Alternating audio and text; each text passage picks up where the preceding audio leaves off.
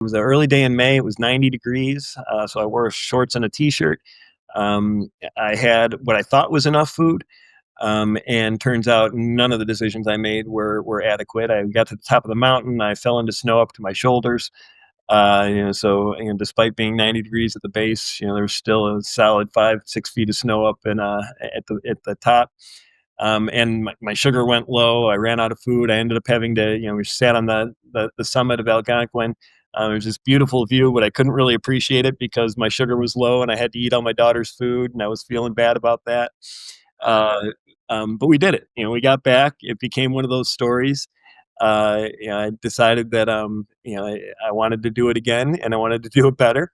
And it just took off from there. As you know, as a hiker, you start once you get to do some of the ranges and you knock 3 or 4 out in a day, then you start to really feel like now I'm making progress, right? Welcome to the T1 Determined podcast, where we bridge the conversation of type 1 diabetes and endurance. I'm Joseph Anthony Marcello, a runner, a weightlifter, a mountaineer, an athlete. As someone living with T1D, I'm on a mission to uncover and share science-backed information that drives optimal performance and longevity. And as a storyteller, I'm here to explore and share incredible feats in T1D sports physiology. Let's tackle this together. Today, I speak with Dr. Rob Rice. Dr. Rob Rice is a professor and chair of the graduate program in mental health counseling at St. John Fisher University, where his research focuses on integrating technology like video games with mental health treatment for young people. As an athlete, Dr. Rice was diagnosed with T1D at the age of 37. Learning to manage this late diagnosis with his passion for the outdoors, he has since climbed over 100 mountains, including all 46 Adirondack High Peaks, becoming an ADK 46er at the age of 46. Dr. Rice is the author of multiple books. Today, part of our discussion includes pieces from his most recent publication, Cliff Notes. This true survival story, set in the Adirondack Mountains, chronicles the rescue of his dog, Walter, from falling off a cliff. Our conversation will cover the key events and what Dr. Rice learned about T1D during this pivotal moment, as well as during his years managing T1D in the mountains. As we build this podcast from the ground up, your support is crucial for our continued growth. Wherever you're listening, please share this episode and others with anyone you think might benefit. Follow us on Instagram, TikTok, and X at T1D_endurance, on Facebook at T1 Determined, and visit our website, T1Determined.net. Before we dive in, a quick but vital disclaimer. I am not a medical doctor. The topics discussed and the recommendations shared by myself and our guests are personal experiences and not medical prescriptions. Use this information in a way that best suits you, and always consult your healthcare team and medical professionals before making any changes to your daily routines, management, or therapies. And now, my conversation with Dr. Rob Rice. Dr. Rob Rice. Rob, thank you very much for joining me on the T1 Determined podcast today. Thanks for having me. I was very much looking forward to our conversation. You are from New York, and it seems like your hiking grounds, we are both T1D hikers, are the Adirondacks, which is a very similar, they're different, but they're similar than my common hiking grounds of the White Mountains, both on the eastern side of the states and dense forestry. So how long have you been hiking? I've always loved the outdoors, but I really got into hiking seriously after I was diagnosed. I was diagnosed with type 1 diabetes at 37, and my daughter at that point, my oldest daughter, was just kind of coming into her own, and I had taken her on a smaller fire tower hike in the Adirondacks. Probably just like a couple thousand feet or something like that, with a fire tower at the top, and she loved it. And so it became an opportunity for me to bond with my daughter, and then equally as important, kind of challenge myself. I was an athlete growing up, and I was still trying to get accustomed to this new life with diabetes, and this felt like something that would help give me some more meaning and help me make sense of the diagnosis, and it definitely did. One of the best things I ever. So we went from there, and started with a couple mile hikes, and within a year we were doing 20, 25 mile days, 8,000 feet elevation gain. Nice. And I think it's awesome that you already grew throughout it, and there's just something about being in nature and being on trails specifically that is very healing. Getting diagnosed, how was it for you being diagnosed with T1D very late in life? I mean, 37 is you've had a lot of your life up until that point. You probably already had a family at that point. So type 1 diabetes, was it on your mind when you got diagnosed? No, no, yeah, it sucked. I got no family history. Already had, as you said, I had a family. I already had all. I've got 3 daughters. Right now, they're 19, 16, and 12. At the time, they were much younger than that. But all still alive. Uh, and Yeah, it sucked. I had a whole life of bad habits. One of my favorite things about myself was that I could eat anything I wanted, and I and go and play a pickup game of basketball right afterwards. I never worried about my carb intake or anything like that. Yeah, I'm sure there's a lot of people who have the late onset type 1 diagnosis. And my story's pretty similar. I had a couple years where every once in a while I would just like lose my energy and in the middle of doing something active, and I started to kind of learn that if I ate something during that time, then I would get better. Not really recognizing that that I my pancreas was dying. Um, and Yeah, and so it definitely sucked. I'm still adjusting, all these years later. Yeah, I'd say you've been living with it for 12 years now, and it's still, I mean, a majority of your life you have lived without it. I'm younger, but I'm at a point where a majority of my life I have lived without type 1 diabetes. It's only been 5 to 6 years. And in retrospect, that's not a long time if you look at your life as a whole. So there are days where you wake up and you question, you're like, hey, I still got this, even though I just had a dream about when I was five or so years ago and when I could go eat a pizza without worrying. Yeah. So, I mean, sometimes I'm honestly, and I'm sure some of your listeners won't totally appreciate this, but sometimes I'm a little jealous of people who are diagnosed young, when they were really young, because you get the impression that they've, this is their life. They understand that they didn't have all those bad habits that they had to work through when they got diagnosed. So yeah, I am. At this point, I'd say early on when I was first diagnosed, I was angry and trying to get things figured out and feeling bad for myself. I'm 12 years later. I think I'm past that, and now it's more worrying about my kids. My kids are all healthy. None of them are diagnosed, and I'd love to see it end with me.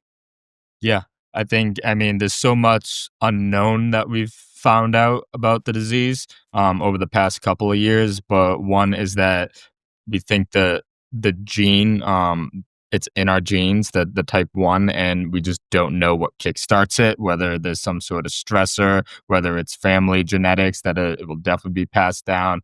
But I think it's at least from the information that's out as of today, a good thing for your family that you got diagnosed after you've had your children. So maybe at that time it wasn't passed down into the genes. But then again, we honestly don't know. And hopefully in the future we will find out. I know there's a bunch of studies on what actually causes type 1 or what kind of kickstarts what the stressor is to kickstart the disease within us. Yeah, yeah, it's interesting, and I'm skeptical and hopeful at the same time. Yep. Just about 3 years ago, and I talk about this in the book. I met a, a medical doctor from India. He's an expert in Ayurvedic medicine. He's practices a form of energy healing, and through him, I got to interview a bunch of really cool global experts. One of them is a genetic expert, Dr. Thangalavu from Cambridge, and he was talking about that process, and how the process where genes get turned on and off, and how in his research, that's really what he's pointing at as the cause for things like type 1 diabetes.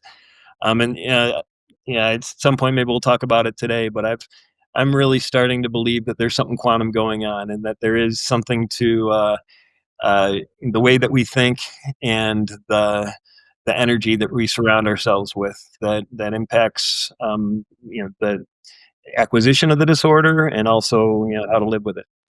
Multiple themes that I know we will cover and I think are just wonderful viewpoints of that there is some sort of meaning to where we are and why we're doing this. There also another theme is that we do have a connection, mind body connection, something that then for my third theme of the statement could be a superpower that we could be more connected with type 1 diabetes. We know how our bodies react, and then that then allows us to kind of view the world in a certain way, whether that is connecting with nature or that whether that is going for a goal of yours to achieve. I think it's all encompassing. I agree. I think it's a good way to look at it, and I hope that I hope that after 12 years, I'm just starting to really embody that. Yeah. And your book, Cliff Notes, it the overall ideology and one that I think you're a perfect example of is you have type 1 diabetes and those who are type 1 diabetics are in a similar boat where you still are a human and rest of life happens around you. And your book of Cliff Notes is a perfect example of that because it is about a I don't want to say a tragic story because it wasn't tragic. There was a happy ending. I'm not going to spoil anything, but That's all right. I mean, I'm not too worried about it. but another there's so many elements of this book. All in all, I'll just give the brief one sentence synopsis of it was about you and your dog surviving an incident where your dog fell on a cliff and both of you found yourselves on a cliff and you needed to be saved and rescued off that cliff. Lo and behold, it brought a whole slew of thoughts of connection to you and the animal, to you and your type 1 diabetes, to you and your nature. I thought it was beautifully done. So I just want to say personally, thank you for sharing it with me. And it's a highly suggested read coming from me. I appreciate it. Yeah, I'm happy with how it turned out. Didn't even really expect to write it, right? Like I'm a college professor. My most of my writing and is more academic writing. I wrote a book a few years ago on integrating video games with psychotherapy for young people. And this is one of those things. I had the experience. I've got, and when somehow when have you ever gone into a diner and seen in the corner like five older guys, older retired guys who look like they're there almost every morning having a conversation, and you're like, that's what a great like thing that is. I have to say, and this won't get sidetracked too much, Uh-huh. but growing up in high school, I was very close with my grandfather. My grandfather was my absolute best friend, and he was about hit like 80s, and he would go to Dunkin' Donuts every day, the coffee shop, Yeah. and there would be 10 of his what we called cronies. So him and all his older people, they would play golf together, they would fish together, they would sit at the coffee shop and talk for hours. And me being a high school student, I would go and join them all the time. So when I Awesome. heard that you do this with your group of friends, it reminded me exactly of that, and I knew exactly what you meant. It's just a place to go to talk to your friends, and we can refer to them as cronies if you would I like. love it. Well, I'll start calling them my cronies, and they'll hear this podcast, and I'm sure that they'll appreciate that too. But yeah, I mean, they're all retired, older than me. Mental health professionals, psychologists, psychiatrists, people who I had a chance to work with and become friends with, and they mentored me, and so I had this experience, and I went to that group, which is one of those little groups in the diner that you see in the corner that looks so awesome, that I'm lucky to find myself in. And they encouraged me to write it up. And so when I first started writing it up, it was more just to capture it because there was so much emotion and so much, and a lot of it tied to my diabetes, that it felt important to document, right? And then it just kind of took off from there. And I think I imagined that it would just be something that my kids would read and have available. But when I started sharing it with people, they encouraged me, and I kept going with it. And as a college professor, I'm supposed to be writing, and so I just turned it into one of my projects. And so I'm really glad that you read it and that you appreciated it. Yeah, yep. And being a mental health counselor, how therapeutic was it going through the writing process of an event that at first probably was hard to put into detail? Did it help you get through that event? Yeah, yeah, I think that that's one of the things I learned since then is, the value for me of writing. And everybody's going to have their own way of dealing with their diagnosis, with the stress of life. That was one of the best things my mentors could have encouraged me to do was to write this up because, yeah, it absolutely was cathartic. One of my mentors is a retired family therapist, psychologist for 40 years. He now is a fine woodworker, and he when he was encouraging me to write the story, he talked about how as a woodworker, he can spend his entire day, working on something, but he's got to plan on at least 25% of his time going to sharpening his tools, right? And so when I was kind of resisting their encouragement to write this up and saying, I don't think this is going to go anywhere. I don't think anybody's going to read it. What's the point? That was his guidance to me was then it's sharpening your tools, right? Like you've got to spend, you need to spend at least 25% of your time sharpening your tools. And if that's all this is sharpening your tools, then it's going to lead to something else wonderful. And it's one of many wise things I've learned from those guys. I think that's really, really cool. And it all goes back to just focusing on yourself. And I'm sure you can use the phrase of sharpening your tools with type 1 diabetes, kind of just like everything that you've learned to maintain yourself. Again, there's so much time that we take out of the day to manage type 1. And you could look at that as a waste of time, but it's not. It's sharpening your tools. I really like that phrase. Honestly, I've never applied that to diabetes, and I love that you did. I'm going to start doing that. That's Cool. good. You're There right. we When go. you think about it, right?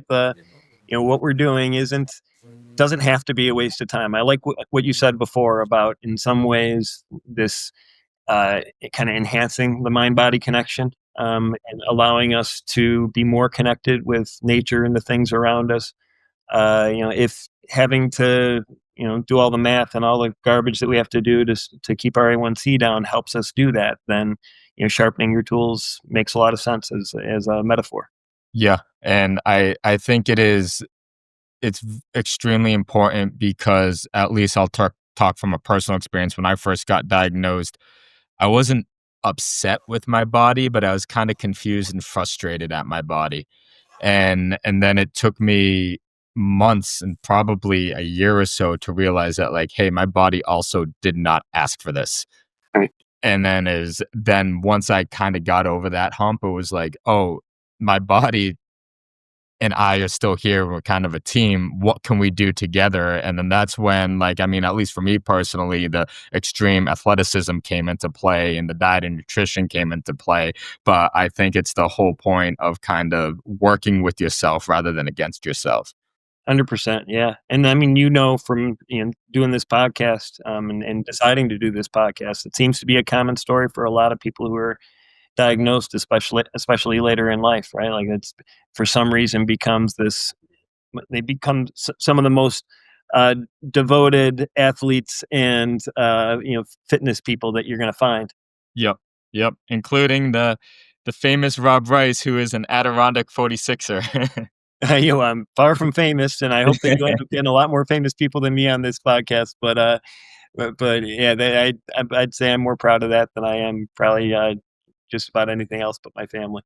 So I'd love to learn about your journey before we dive into the incident on the cliff with your dog Walter. I'd love to learn kind of about the learning experiences of your hiking journey from your initial first hikes with your daughter to actually completing all the 46ers. In New Hampshire, there's something similar called the 48 4000ers.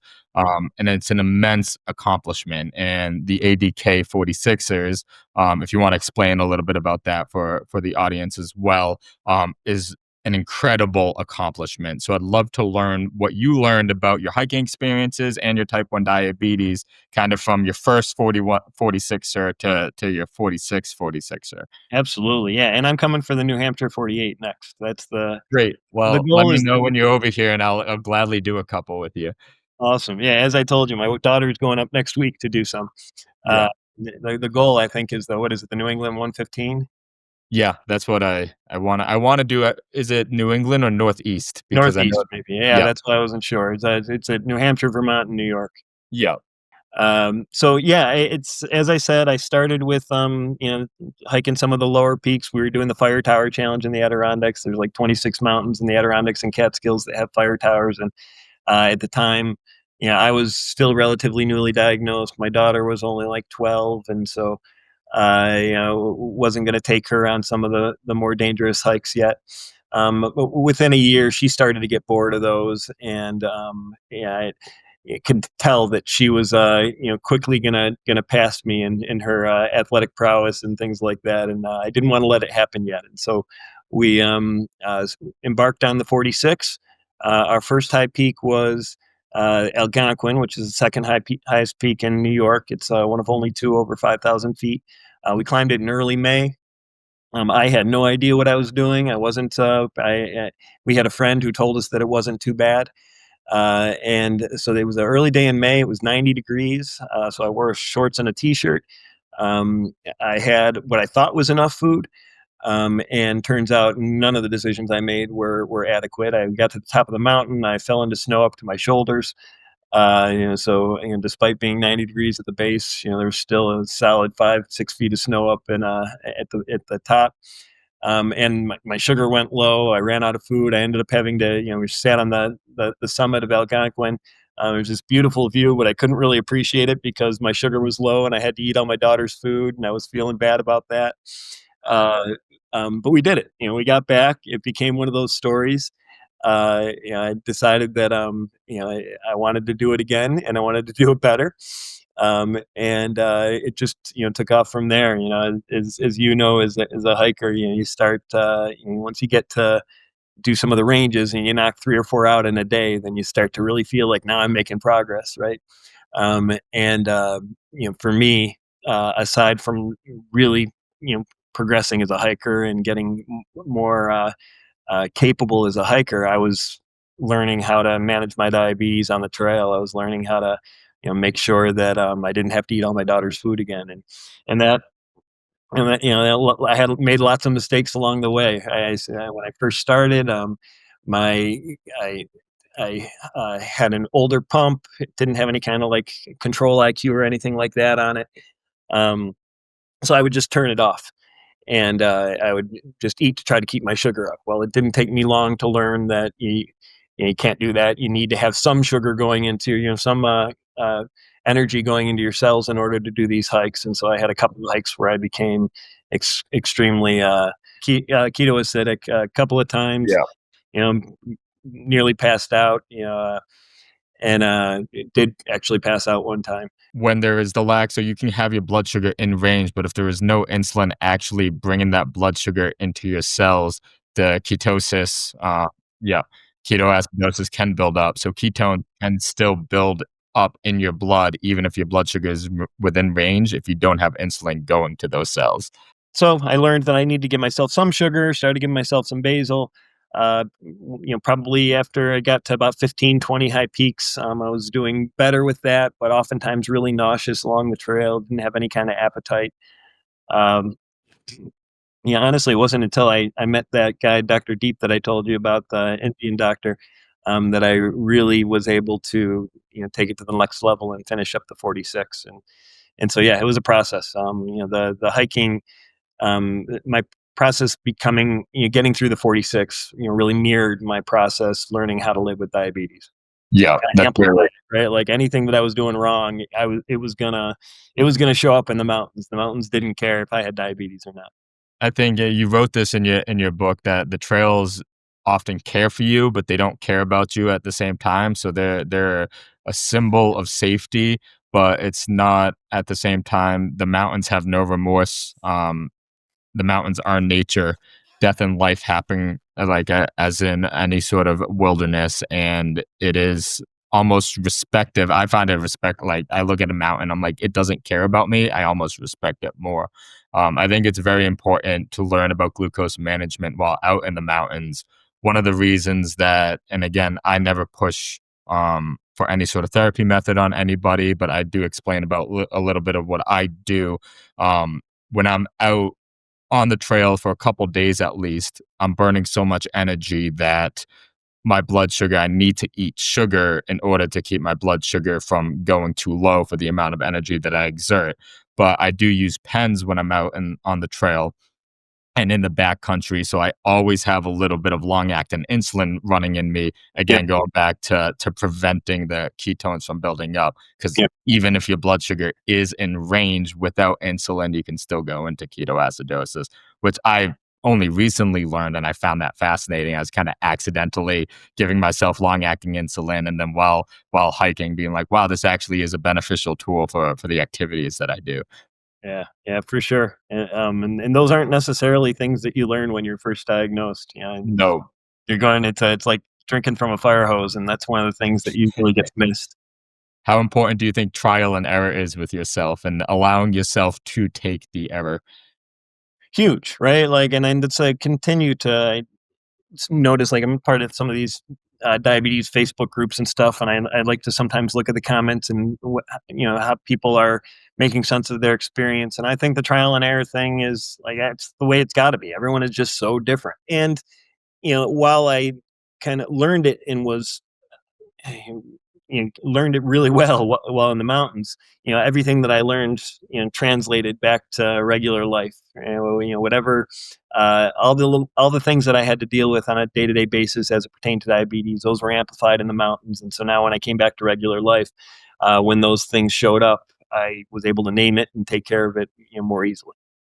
That's a really good viewpoint to take the mountains. I think the mountains teach us so much about life, and so much about type 1 diabetes. It's kind of when you're out in the mountains, you've got to manage it and you got to bring that management back with you. It's almost like I tend to. It's so funny because sometimes it's like I don't manage well in society, but I'll manage so well on the mountains. And it's like, how can I go for this massive hike, but then I can't go for a 1 mile walk?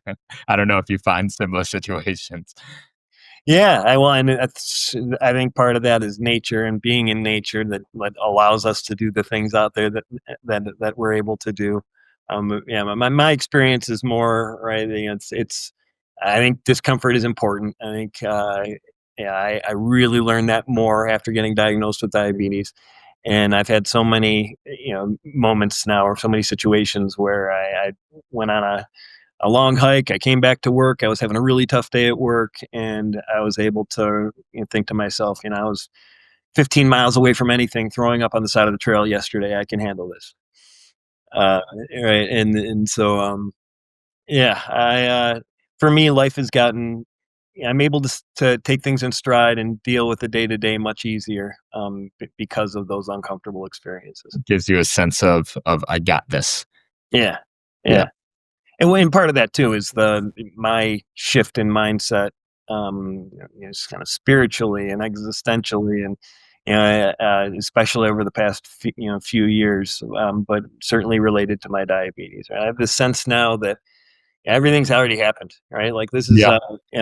a concept that linear time is kind of silly, and if you can pull yourself out of that and really accept this as a ride, right? This is everything that like I'm not necessarily a believer in the simulation theory, but I do think that at some level, we chose this life, and all of the hard things that we have to deal with in this life, including this diagnosis, right, are intended to teach us something and intended to serve a purpose in our journey, right? And I think that looking at things that way has been really helpful for me. Yeah. I mean, even just from having passions like hiking the Adirondacks and just me feeling like having this passion to create something like T1 Determined, it's like almost like where does this passion come from? It becomes a fire. So at the very least, if you have this perspective, it can drive you to do something.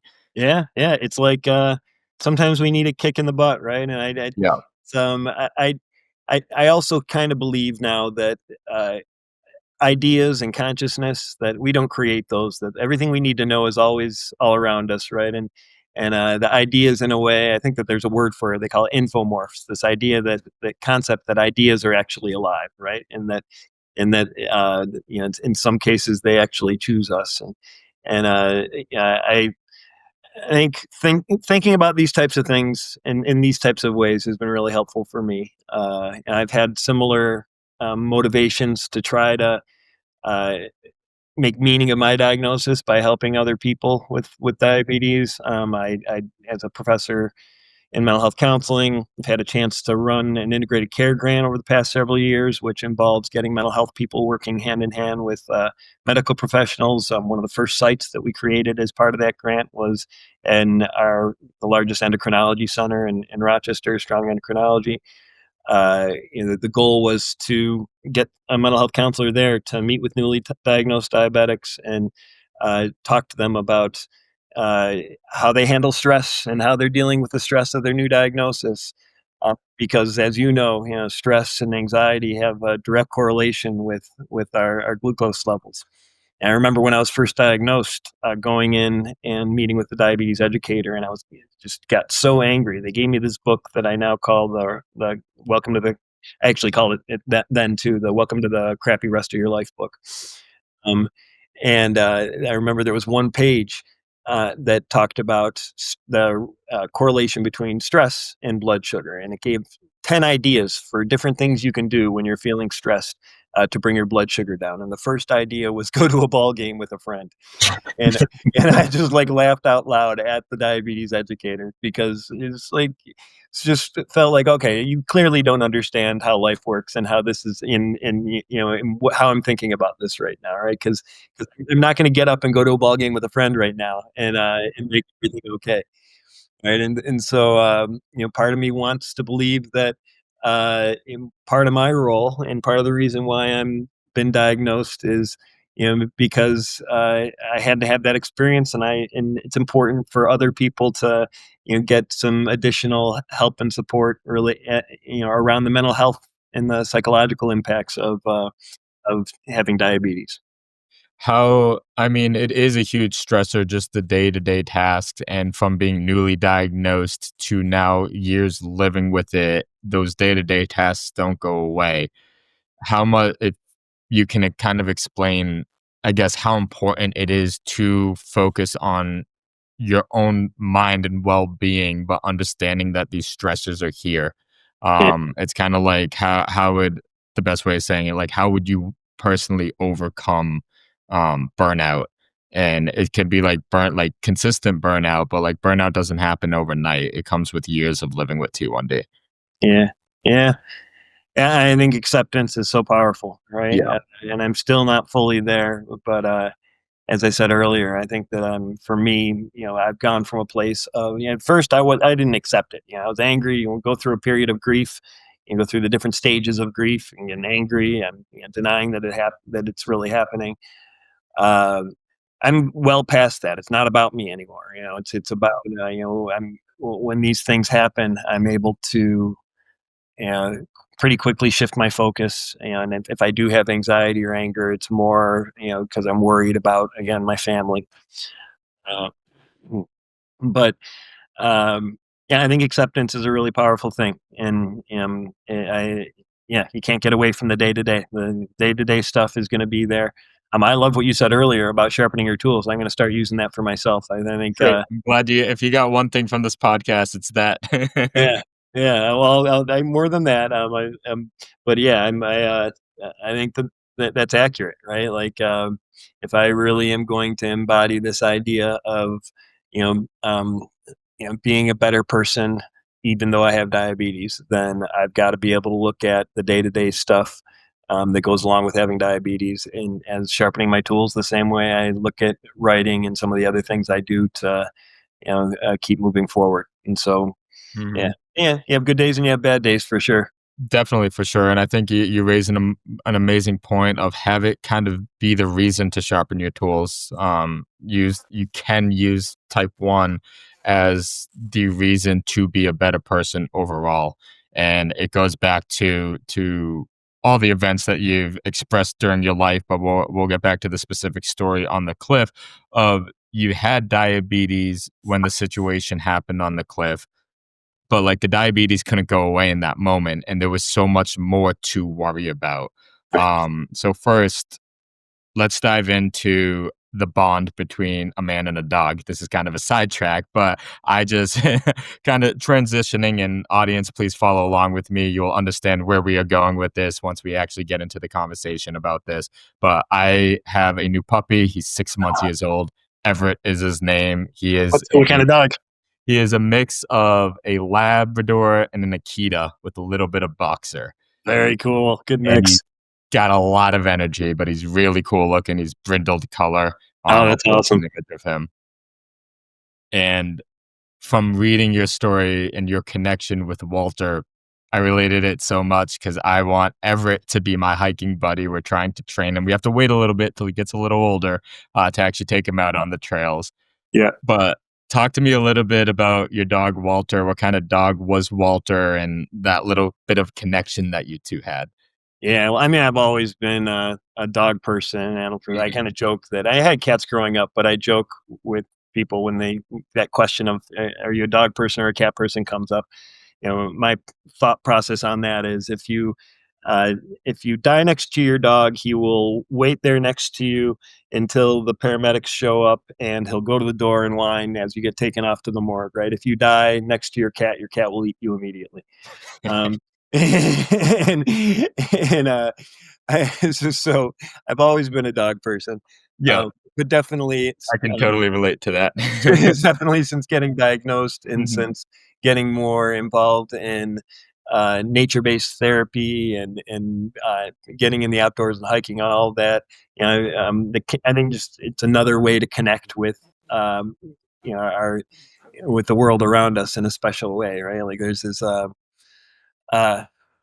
Trying to remember the author who suggested that dogs are less have a lower level of consciousness because they don't recognize themselves in the mirror. Right. And I argue, and I think I might have argued this in Cliff Notes too, Mhm, you did. that it's the opposite. That dogs actually have a higher level of consciousness because they can't see themselves in the mirror because they know it's not about them. It's not about the self. You know, the self is really an illusion. You know, it's really the connections between us and everything that matters, right? And so for Walter, he just exemplified that as a mental health professional. You know, I also study the value of the human animal bond and canine assisted psychotherapy and things like that. He was my therapist. He was my therapy teacher.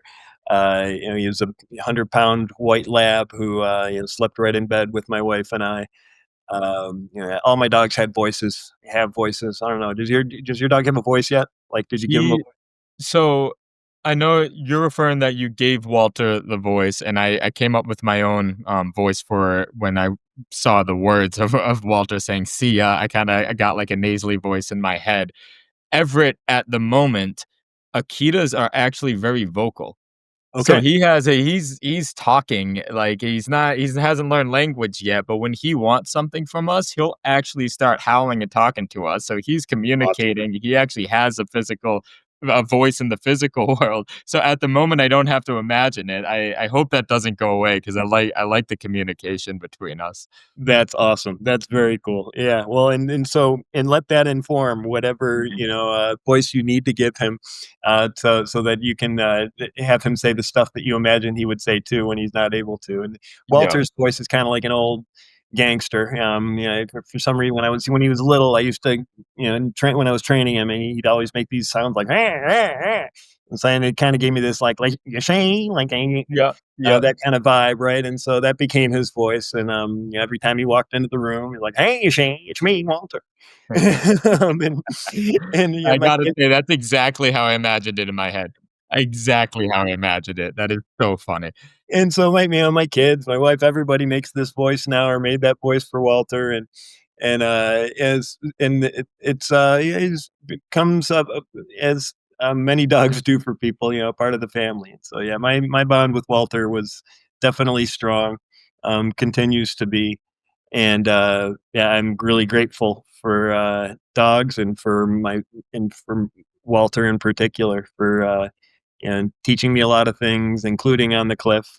Um, I I think probably the best evidence of my bond with Walter is that I ended up there, right? Because I don't even know how I got down there. I don't even, so to kind of tell a little bit of how it happened. We were climbing a smaller mountain. Actually, we weren't really deep into our high peak adventures yet. We were climbing a mountain called Moxon Mountain in the Adirondacks. It's just like 3,000 feet. It's not, it's not even a high peak. Um, and it was a family hike. We were there with my kids and another friend and their dog. And we got probably, three quarters of the way up the mountain, and I heard my daughter screaming in front of me, like just a high pitched scream. Something had to be really, really bad. I was imagining some kind of horrible injury. I threw off my backpack, ran up to the edge of a cliff that was up ahead of us. I didn't realize it. So at the time I was kind of between the trees, and when I heard the scream, I threw off my backpack and ran, and the trees opened up to this just sheer cliff, and kind of picture Indiana Jones and the Temple of Doom.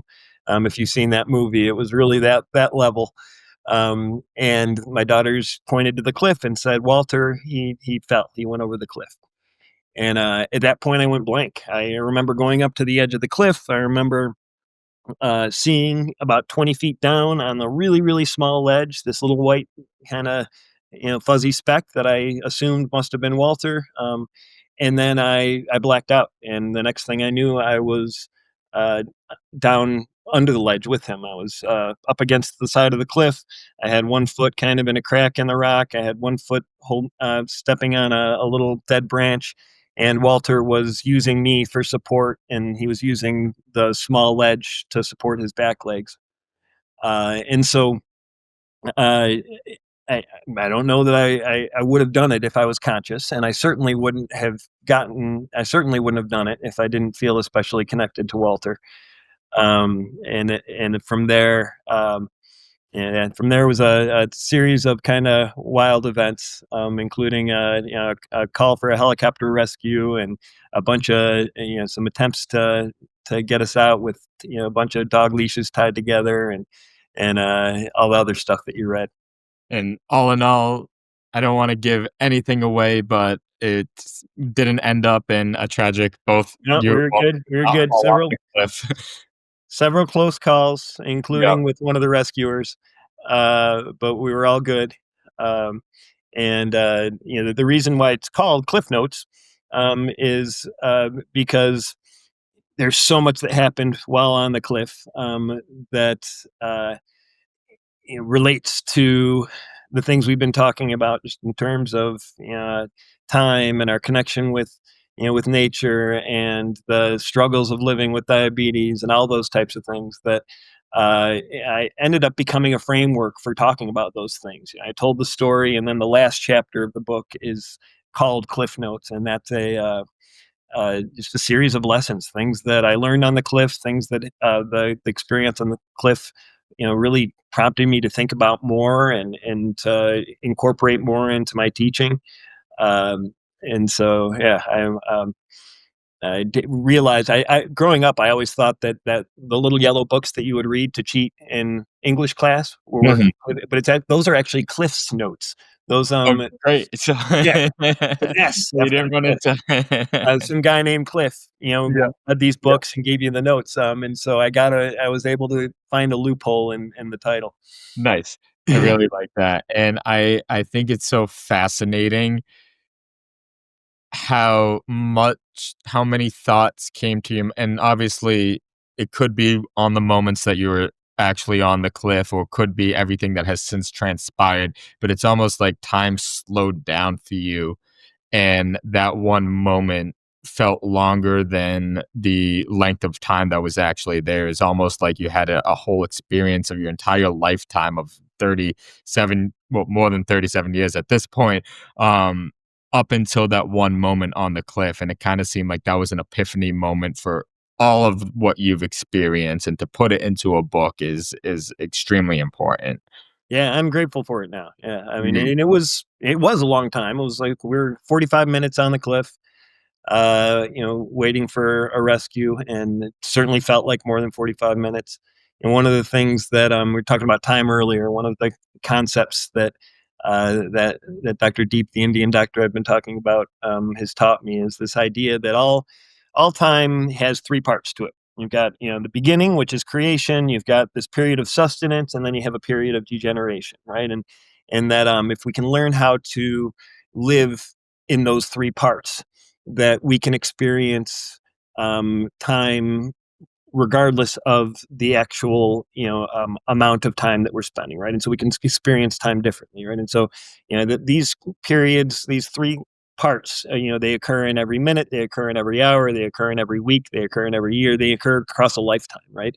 And there's I think one of the things that Cliff taught me was how to experience all of that in 45 minutes. Yeah. Right? And then take that and apply it to the rest of my life, which, is kind of a cool thing, kind of a superpower, right? Like sometimes I feel like I can spend uh, a minute, meditating and breathing and trying to think about those three, parts of each segment of time. And I could spend, a minute, but it'll feel like, 6 months, right? And vice versa. So, yeah, I think that time distortion's a pretty well studied thing in the area of hypnosis, uh, and when we experience awe, or when we are in these types of when our life is at risk in these types of high adrenaline situations, time distortion usually is part of it. The way I like to think about it, as this is my filmmaker part of me coming into it, is time distortion becomes so a camera films in frames per second. And the higher frames per second, so say the average is 30, if you have 60 frames per second, 120, 240, the higher frames per second, the more you can slow down, because think of how many frames the images go into that 1 second. So in an instance like the cliff, it's almost like your body is reacting and shooting faster, more frames per second, so your mind is capturing more images, and then they can slow it down. Exactly. Love it. Yeah, exactly. That's there's so many, we think of technology and filmmaking and radio and all that.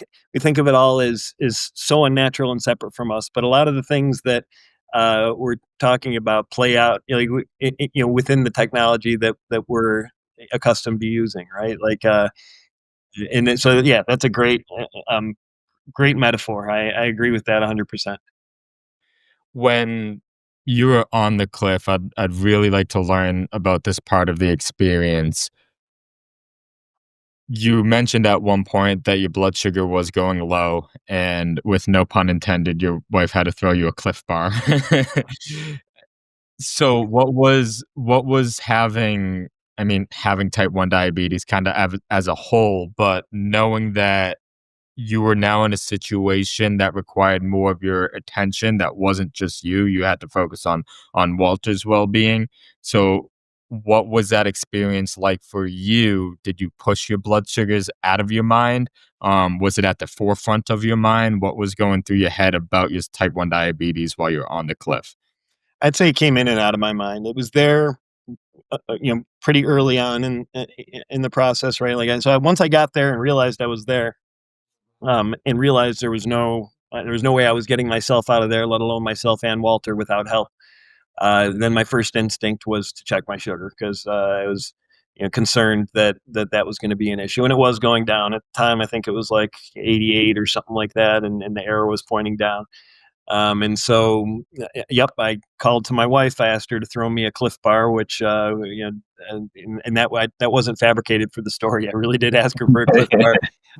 Learned that those, for whatever reason, for me at that time, that was my go-to way to get carbs. It seemed to be a almost like fast acting, insulin, or ghost tabs for me. And unfortunately, I missed. She threw it, and it went over my head, and I wasn't able to get it. And so uh, I think, like, so after that, I was concerned about it until the next more concerning thing showed up, and then that would push it out of my mind, right? So every time I almost would slip and we'd almost fall, I'd forget about my blood sugar for a minute, and all my attention would be refocused on getting a better grasp on the side of the cliff and making sure that Walter was secured. Right. At one point, when we called the helicopter, all of my stress and anxiety was focused on the potential cost. I was really I was, doing math in my head. I was terrified that I think I came And up that would with. raise anybody's blood sugar. Well, because I knew it was my fault, right? Walter was on a leash, but my daughters weren't holding the leash, and so I knew that when it came down to it, they could blame me for what happened and say that it was my fault that we were there. And so I think I was doing a lot of math in my head that had nothing to do with diabetes and more to do with potential cost of the helicopter, which I think I estimated up around like $14,000. I might have been off. um, and so that replaced the anxiety around my stress. And then, as stress brings up sugar, right? And so I think I checked, and it at one point it had stabled off.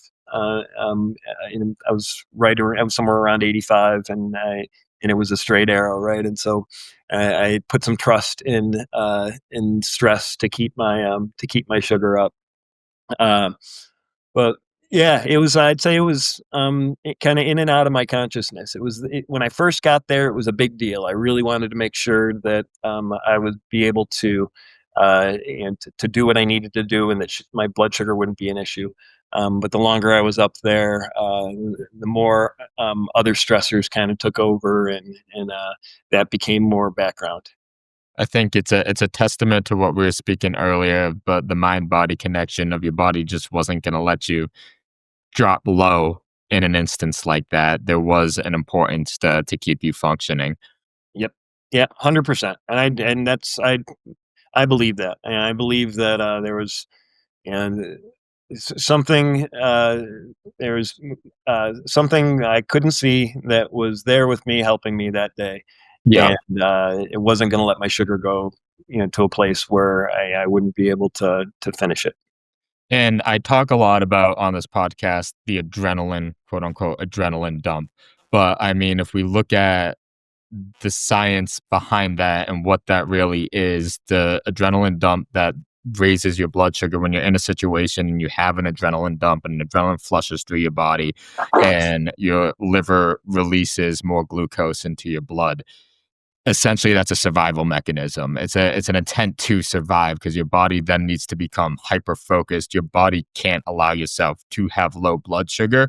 So the adrenaline dump, raising your blood sugar, is a way of your body kind of regulating its immediate survival needs, because no longer is your body thinking about long term needs. It's thinking about getting past that moment. Yep. Yeah, absolutely. Yeah, so that said, I definitely had some moments of like just odd calm. There were some moments where we were stable, where uh, everything was just quiet and calm, and just like oddly. Uh, I wouldn't say that. I mean, the stress was still there. We still knew what we were, the situation we were in. But I'm sure lots. I'm sure you and many of your listeners have had those experiences where, like, you're in the worst possible situation you could imagine, but once you're there, and it's it is what it is, and you get past, and you just get this feeling like you're gonna get past. I There was a After maybe 15 minutes or so, I had no reason to believe I'd be okay, but I started to really get this sense that we were gonna be okay. Yeah. That's really great. And I mean, at the very least of the situation, you had a really great view. Awesome, yeah, super Yeah. cool. Yeah, we went back up there, uh, uh, years later, just a couple years ago now, and, revisited the spot, and, yeah, it was pretty emotional. And how important, you talk a little bit about that in your book. How important was it for you to see that spot again? And kind of, you said that, we talk about adrenaline. You said you blacked out, the consciousness just left you before you found yourself on the cliff, and then you're able to visualize yourself and actually see yourself get down there when you revisited years later after the situation. How important was that for you? Super important. Yeah, I'd been No, there's that old saying, right? The mountains are calling, and I must go. And John Muir quote. And in this case, that mountain was calling, and I had to go back. Right when we finished, and when I was eventually rescued, we ended up finishing the mountain. Everyone was pretty upset at me for wanting to finish, but I wasn't. I was going to finish that mountain, and we did. And so there wasn't this feeling like I needed to get back and finish it.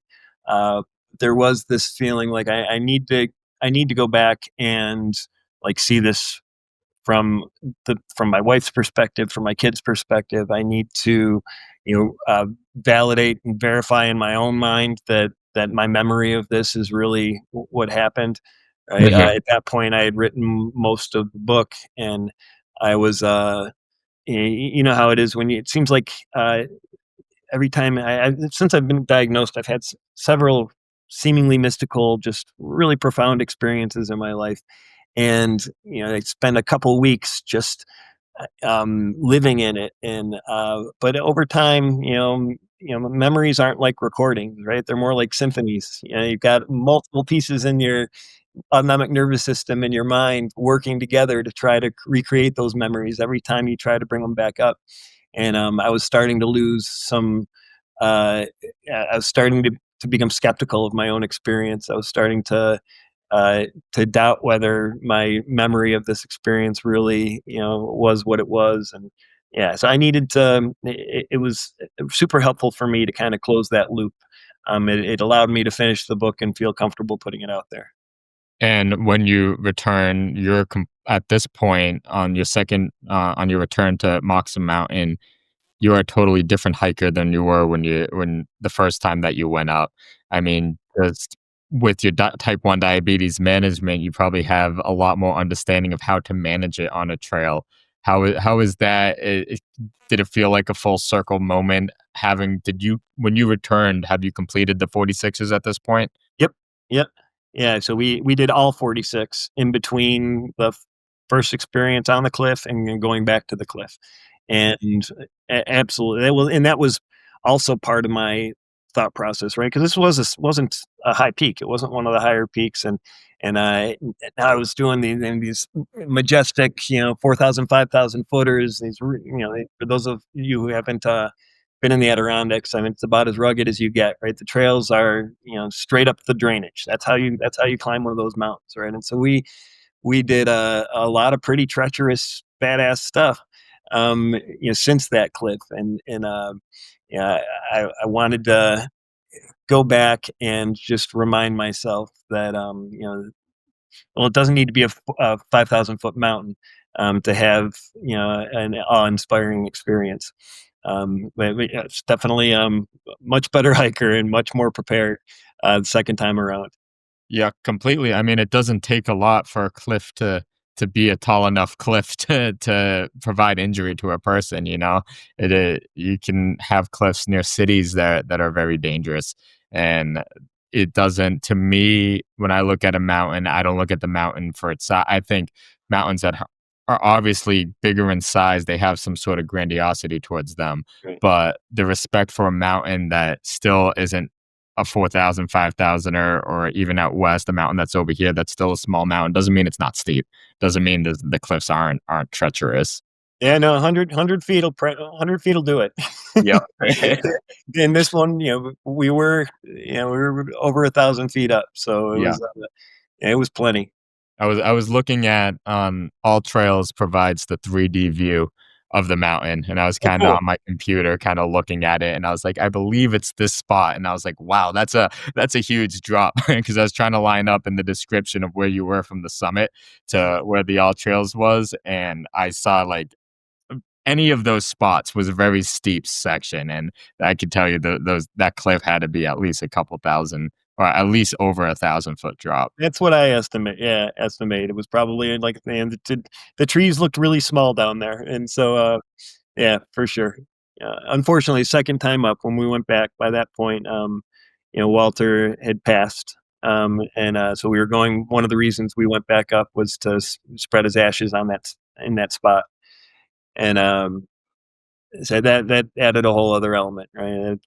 First time when we were on the cliff and were rescued, I remember coming down feeling super grateful that I still had Walter with me, and there definitely was some sadness, climbing it and coming back down and leaving some of his ashes back behind and not having him with me.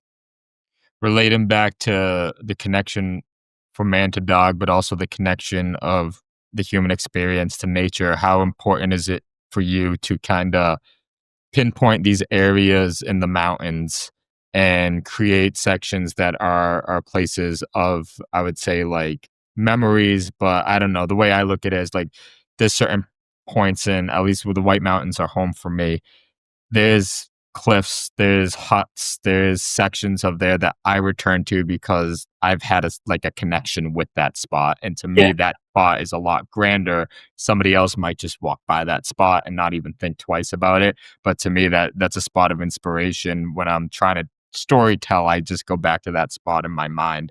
And it's not just one. I mean, I think I can not assume, but I can guess that Moxon Mountain is just one example of the many places in the Adirondacks for you.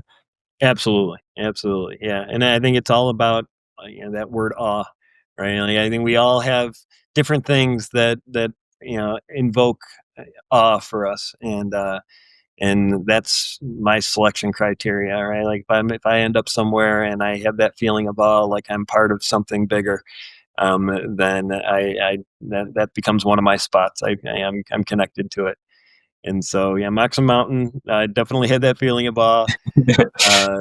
Several of the high peaks, I had that feeling of awe. Indian Head, if you've ever hiked Indian Head in the Adirondacks, that's a really beautiful spot. Avalanche Lake is another spot that I put in that category. And so, yeah, and for So we're me, gonna have a deal here where you're gonna come to the White Mountains, and then I'm gonna do some hikes in the Adirondacks with you because I've been out there for a little bit, most notably Mount Marcy, but I have not hiked around the other high peaks area. I would love to. That would be fantastic. Mount Marcy's great. It's the highest peak in New York. Uh, but it's definitely not the most scenic hike, other than when you get to the top of the mountain. Did you go um, up and over, or did you do it out and back? I did an out and back. It was the 14 mile, well, 7 miles in, seven All miles right, out. yeah, that's actually a relatively. I mean, it's not a super hard hike. It's just long. Yeah, it's just a long hike. I remember talk about that quickly. It was one of the first times I got it was like less than a year after I was diagnosed with type 1, and I was training to go hike Mount Whitney by myself out in California, which is the tallest mountain in the 48 states. Yep. And it was right when COVID happened, so you couldn't camp out of state. You could travel out of state, but you couldn't camp out of state. So Hmm. I drove to Western Massachusetts, the Berkshires, which borders New York. Yeah. I camped there, and this was all by myself. And I woke up at 1 a.m., drove to Mount Marcy's trailhead, hiked it, and then I think I was up. I think I didn't get back to the campsite until like maybe 9 or 10 p.m. I was up for an immense amount of time, and I only got 1 or 2 hours of sleep the night before. And I just remember that day I was on the drive back to Massachusetts, and I was like starting to fall asleep on the wheel, and I was like, I need to pull over and get some food. So again, one of those kind of like spiritual moments that we talk about. Mount Marcy was a big one for me because it was big about, I learned a lot about solo hiking, solo camping, and what would then prepare me for a larger hike and climb out in California. Yeah, that's intense. Yeah, That's a big deal. That's an intense hike. I think people think of like the Whites or the Adirondacks, especially people from out west, and they because of the elevation is just 4 or 5 thousand feet as compared to 14,000 feet. They assume that it's not that difficult or it's not that rugged. But usually when I get people from out west to come hike the Adirondacks, they're pretty blown away, and they say it's a lot harder than they thought it was.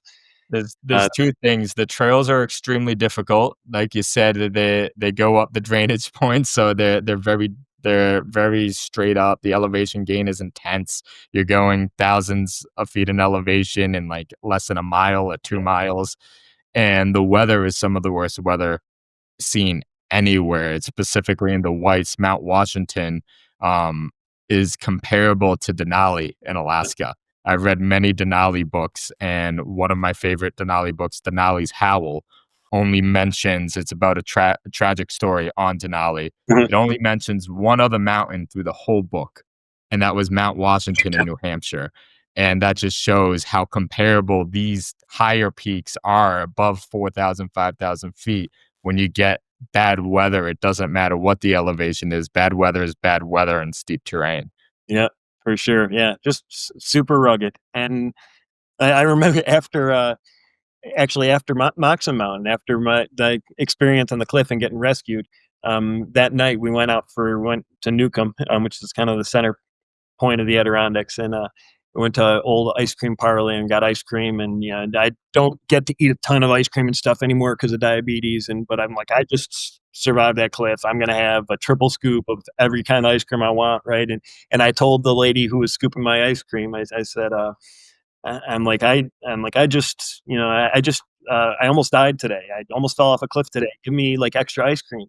And she looked at me with, no, like, she wasn't impressed at all. She said, she looked at me and said, yeah, that happens here. And then went back to scooping my ice cream. It was so kind of anticlimactic. Like, yeah, I guess, uh, You yeah, just went through this insane experience into somebody that lives in the area. They're just like, this is mundane. We hear of this yeah, happening all the time to people. yeah, that's Tuesday. Yeah. That's a wonderful, I mean, putting it back into the phrase of the trails in the mountains are a refuge, but they also don't care about you. It's like something that can be so spiritual and healthy and a really good experience for you, but at the same time, it's like you gotta be careful when traveling through them. Yeah, 100%. Yep. And I think that they do. I think everything you need is there. I think they provide you if you're willing to be uncomfortable and to be open and to, the mountains have they'll provide you what you need. I was gonna say the only thing we need to bring with us is the insulin, but I'm sure there's gotta be some sort of way that we could either fabricate it or get it. I used to fantasize about like being a hero in the apocalypse, right? Like I used to feel like I would do really well in the apocalypse. Like I'd be a good survivor. And that's something that diabetes diagnosis has kind of created a barrier for. And until we can figure out how to extract insulin from wild animals, I'll leave those fantasies behind. One of the most challenging things, but I mean it's doable, is planning for longer backcountry trips and larger expeditions and allotting for the amount of insulin needed Yeah. and then taking care of that insulin. Um, I mean, I've always imagined being the first type 1 diabetic on Survivor, but then it's like, what are the parameters for that? I think we just need a separate Survivor called T1D Survivor, where everybody has the same rules of they all have the same amount of insulin, so it's an even playing ground. Because I mean, the truth is that we need, when you're going out for an expedition for like a week at a time, you need a certain amount of insulin with you, and then you need to take care of that insulin because that's your lifeline. Yeah, that resonates. I applied to be, that show Alone where they drop you off in the woods, Yes. 10 Yep. things. And yeah, I applied to be on that, but I figured my diagnosis is probably, an absolute no go for them.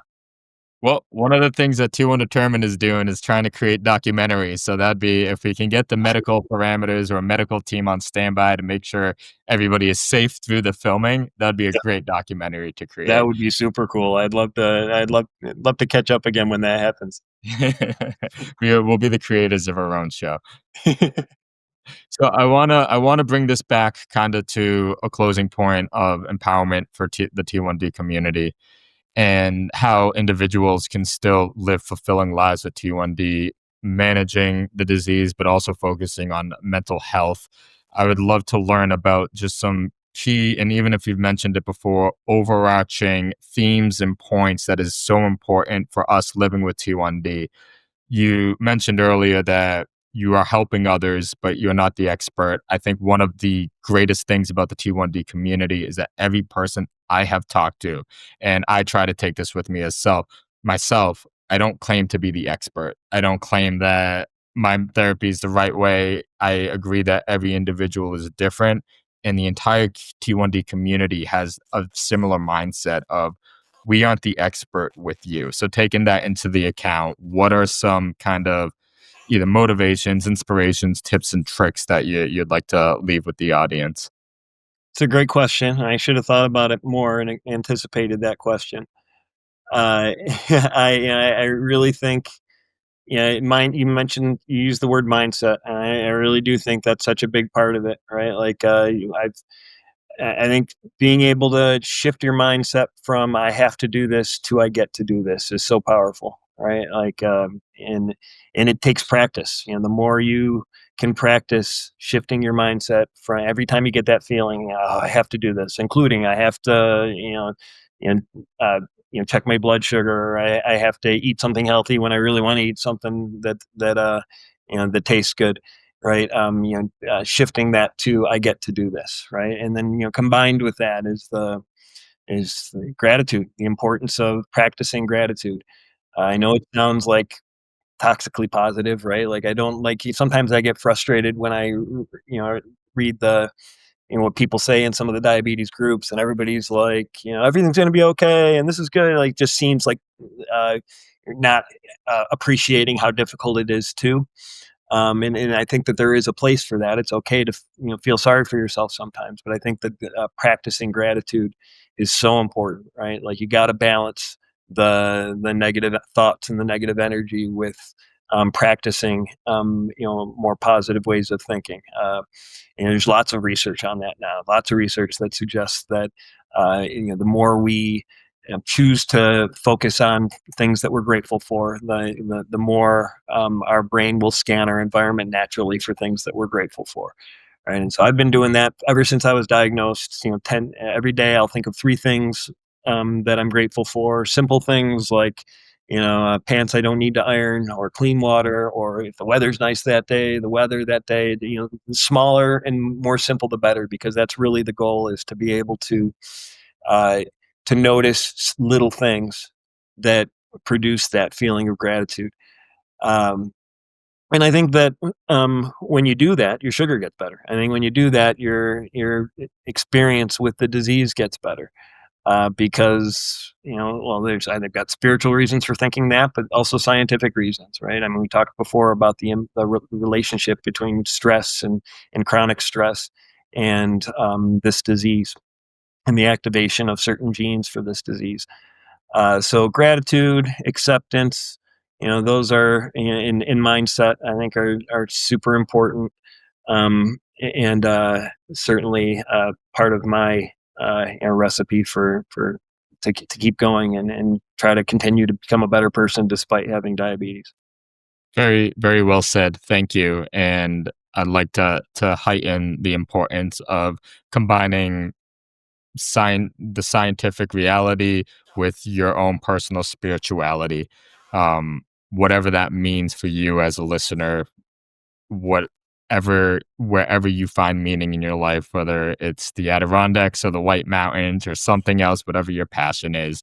I think you've explained this very, very well today. The last and final question I have for you is, if people, you say you're very active in helping those in the type 1 diabetic community, if people want to get a hold of you on top of your book, I'd love for you to give a shout out about your book, but if people want to contact you and talk with you directly, where can they do that?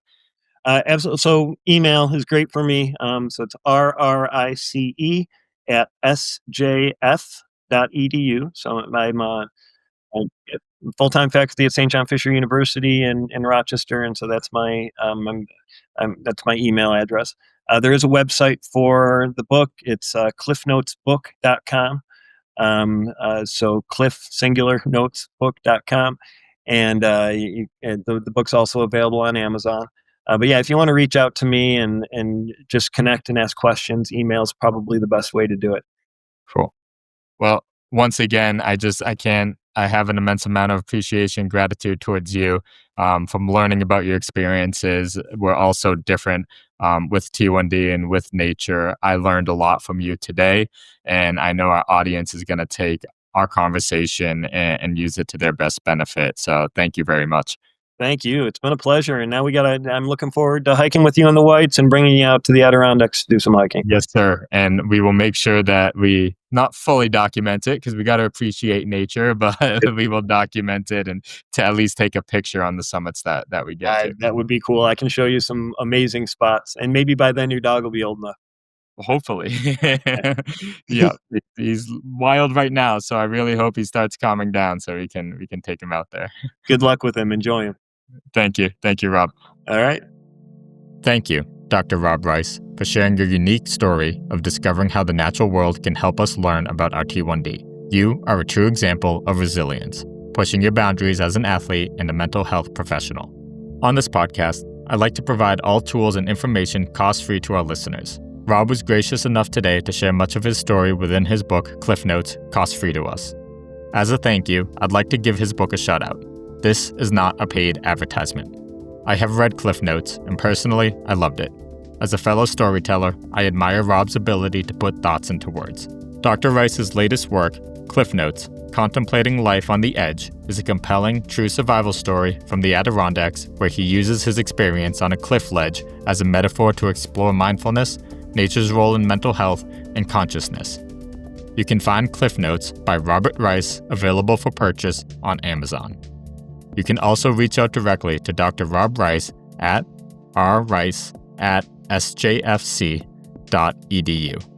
That is 2 R's in R Rice.